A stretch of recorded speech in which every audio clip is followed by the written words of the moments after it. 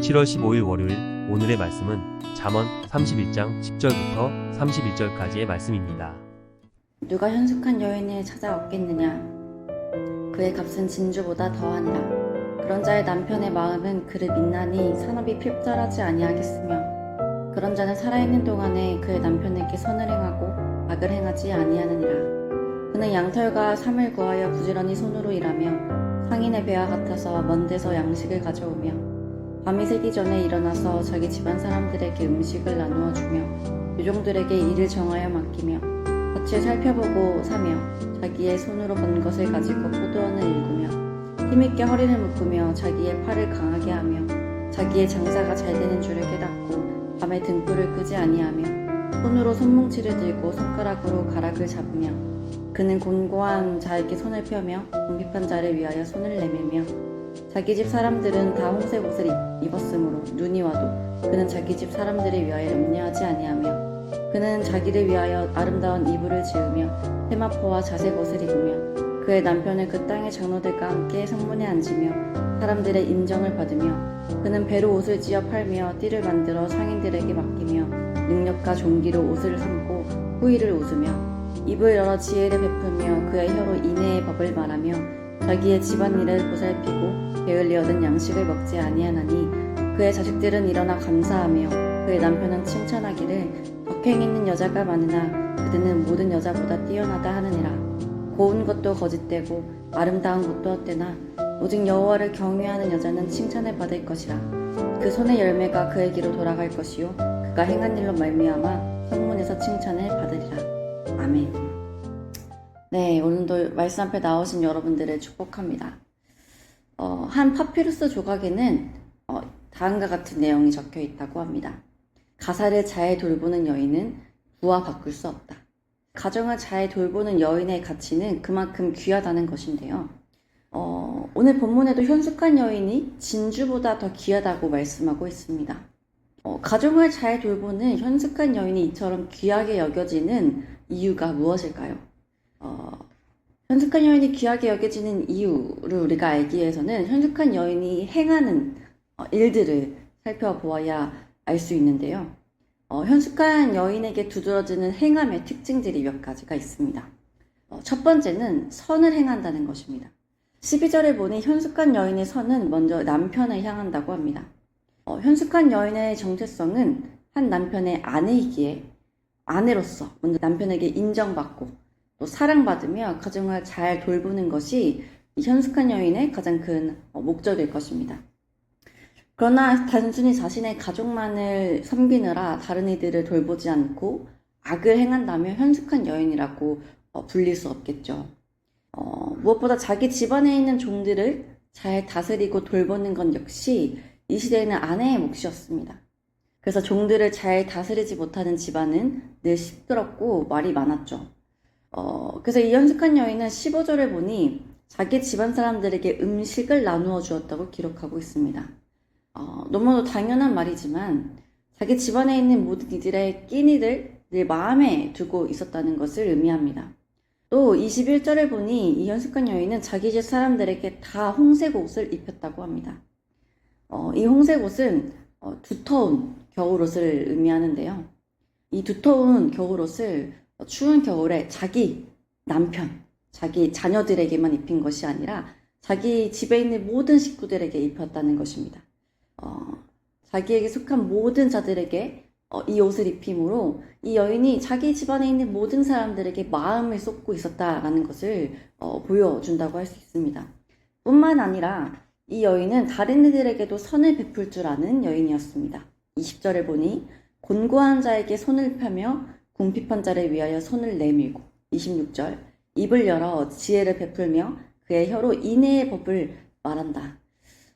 즉 이 여인의 마음은 늘 선으로 가득하여서 자기 가정뿐 아니라 자기의 식구들, 자기 집안에 있는 모든 자들, 또 자기 주변에 어려운 모든 자들을 돌볼 줄 아는 여인이었다는 것입니다.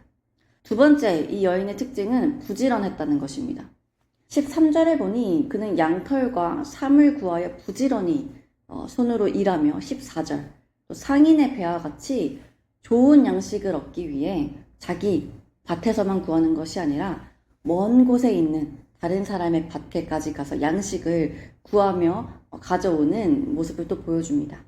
또 15절을 보니 밤이 새기 전에 일어나 식구들에게 밥을 먹였다고 기록하고 있습니다. 또 부지런히 여종들에게 일을 정하여 맡기는 모습도 보여줍니다.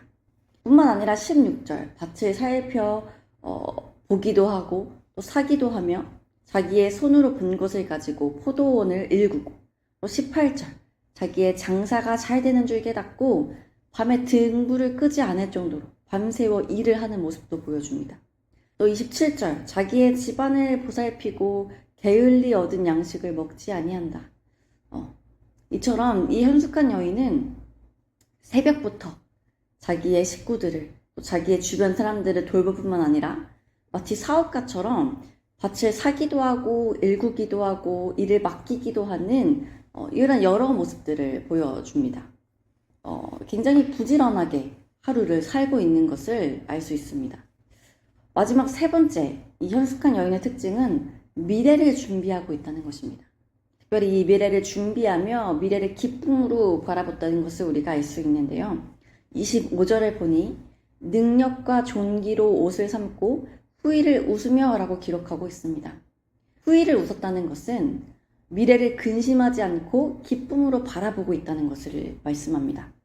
이 여인이 이렇게 미래를 근심하지 않고 기쁨으로 바라볼 수 있었던 이유는 21절 추운 겨울을 대비하여 자기 집 모든 이들에게 두터운 옷을 미리 입힐 만큼 계속해서 미래를 준비하고 있었기 때문입니다. 그렇기 때문에 이 여인은 미래에 대한 염려 없이 내가 이 준비한 모든 것을 바라보며 미래의 일들을 기쁨으로 즐거움으로 바라볼 수 있었던 것이죠.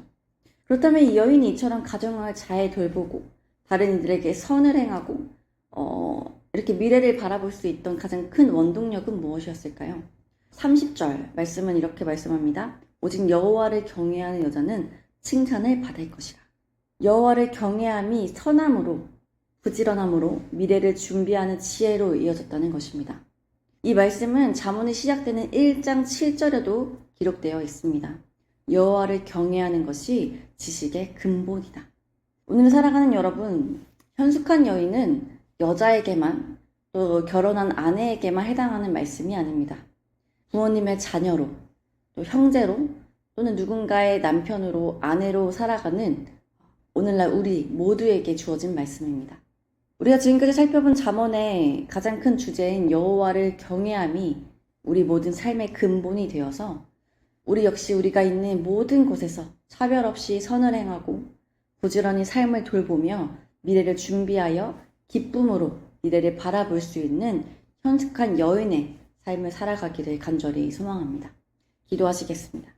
하나님, 오늘도 말씀으로 하루 시작하게 하시니 감사합니다. 또 오늘로 잠언의 모든 말씀을 보게 하시니 또한 감사드립니다. 주님, 잠언의 마지막 말씀은 현숙한 여인에 관한 말씀이었습니다. 현숙한 여인은 그 삶에서 늘 선을 행하였고 자신의 삶을 부지런히 돌보았으며 미래를 준비하여 기쁨으로 미래를 바라보는 여인이었습니다. 그리하여 무엇보다 자신의 남편에게 칭찬받고 자녀들의 입술에서 감사를 선포하게 하는 여인이었습니다. 성경은 이 여인의 모든 지혜가 잠언의 시작부터 말씀하고 계셨던 여호와를 경외하면서 나왔다고 교훈하고 있습니다. 주님, 우리의 삶도 이루어가기를 소망합니다. 여호와를 경외하는 우리의 신앙이 단순히 종교적 행위에서 끝나지 아니하고 우리 삶에서 선으로 드러나고 부지런함으로 드러나고 미래를 기쁨으로 바라볼 수 있는 지혜로 드러나기를 소망합니다. 그리하여 많은 이들에게 하나님의 살아계심을 증거하며 여호와를 경외함으로 칭찬받는 자의 삶을 살게 하여 주옵소서. 오늘 우리의 삶도 현숙한 여인과 같은 삶의 모습이기를 소망하며 예수 그리스도의 이름으로 기도드립니다. 아멘.